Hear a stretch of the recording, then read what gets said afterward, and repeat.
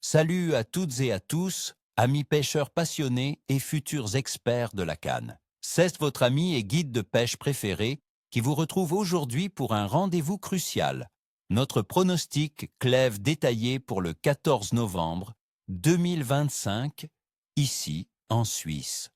Alors, attachez vos mouches et préparez vos leurres, car cette journée s'annonce pleine de surprises et d'opportunités pour celles et ceux qui sauront s'adapter aux subtilités de Dame Nature. Où chercher les rois de nos eaux et avec quoi les séduire? Le brochet, le grand chasseur. Mes amis, le brochet est en pleine frénésie alimentaire en cette période automnale, se préparant activement pour l'hiver. Vous le trouverez probablement posté près des cassures de profondeur, des herbiers denses ou des structures immergées comme les arbres tombés et les rochers. Il suit naturellement le poisson fourrage qui se regroupe dans ces zones. Pour le séduire, sortez l'artillerie lourde.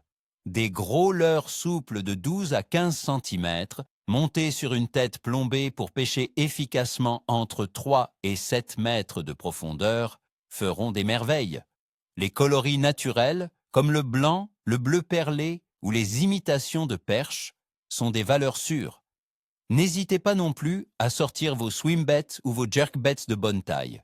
Une récupération lente et linéaire ou quelques pauses bien placées peuvent déclencher des attaques brutales. La perche, la chasseuse en bande.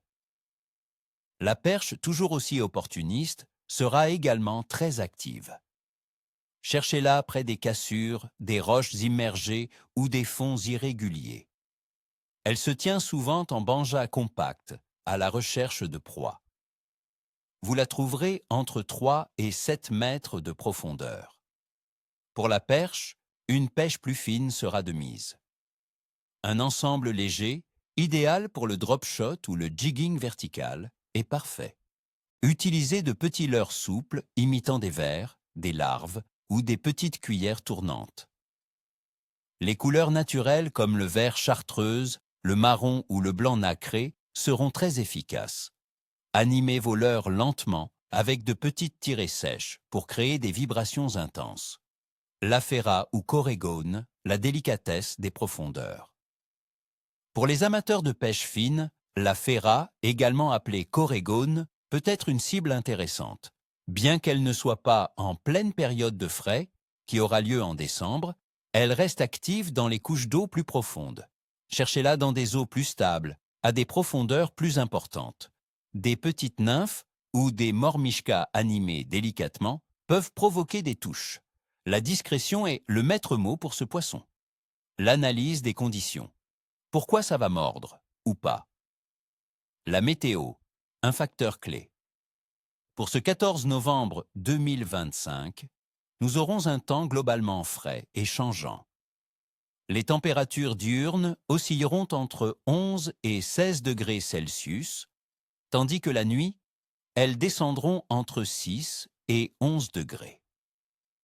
Le ciel sera partiellement nuageux en journée, avec une faible probabilité de pluie, mais attendez-vous à quelques averses légères en soirée, avec 40% de chances de précipitation. Le vent sera léger, autour de 6 km par heure. Cette légère baisse de température après une période plus douce pourrait rendre les poissons un peu plus méfiants, les incitant à chercher des zones plus stables. Cependant, juste avant l'arrivée de la pluie en soirée, les carnassiers pourraient s'activer intensément. La température de l'eau, le thermomètre des profondeurs. En ce mois de novembre, la température de l'eau de nos lacs suisses continue de baisser. Sur le lac Léman, attendez-vous à des températures autour de 12 à 13 degrés Celsius. Pour des lacs comme Neuchâtel, elles pourraient être plus fraîches, autour de 6 degrés Celsius. La moyenne pour l'ensemble des lacs suisses se situera entre 10 et 11 degrés.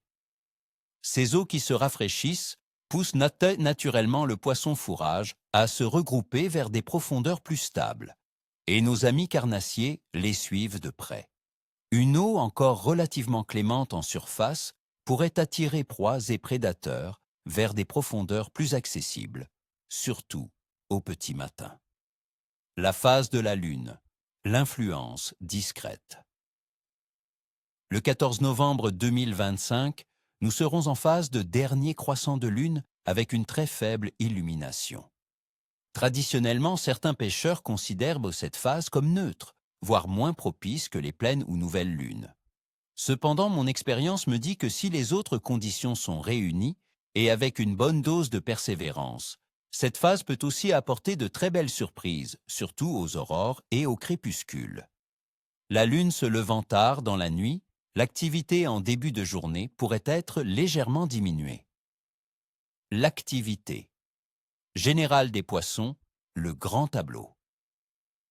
L'automne est clairement la saison des carnassiers en Suisse. Ils sont en plein jour, cette frénésie alimentaire avant l'arrivée de l'hiver. C'est le moment idéal pour cibler le brochet, la perche et le sandre. La truite de lac, bien que plus discrète, reste active et peut être recherchée en profondeur. Les poissons blancs seront probablement moins actifs, mais ne sont pas inaccessibles, avec des techniques adaptées aux eaux froides. Mon pronostic de clève pour ce 14 novembre est un clève bon à capricieux. Il sera bon pour les carnassiers opportunistes, profitant des regroupements de proies et de la légère remontée des températures observées en milieu de semaine avant un léger rafraîchissement. Cependant, les variations de pression atmosphérique et le passage à des conditions plus nuageuses et pluvieuses peuvent rendre certains poissons un peu plus capricieux, exigeant patience et adaptation dans l'animation des leurs.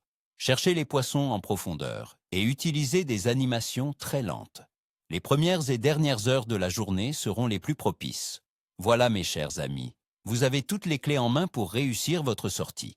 Je vous souhaite une excellente pêche, ni queue ni tête comme on dit chez nous.